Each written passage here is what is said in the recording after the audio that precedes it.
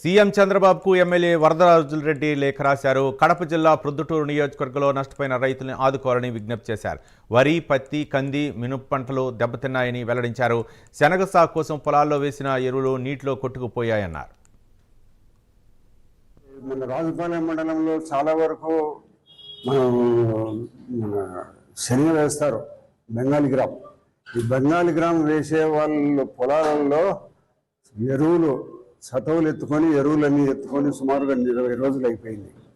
ఆ 20 రోజులైన కారణంగా నిరంతర వర్షాల కారణంగా ఆ భూముల్లో గడ్డి విపరీతంగా పెరిగిపోయింది. ఆ సత్తువ గడ్డి తీసుకుంటుంది.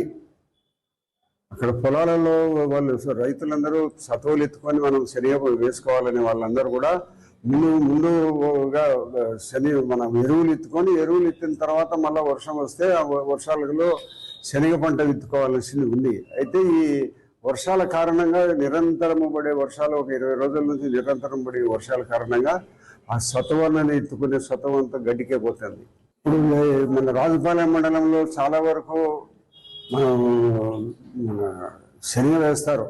బెంగాలీ గ్రామ్, ఈ బెంగాలీ గ్రామ్ వేసే వాళ్ళు పొలాలలో ఎరువులు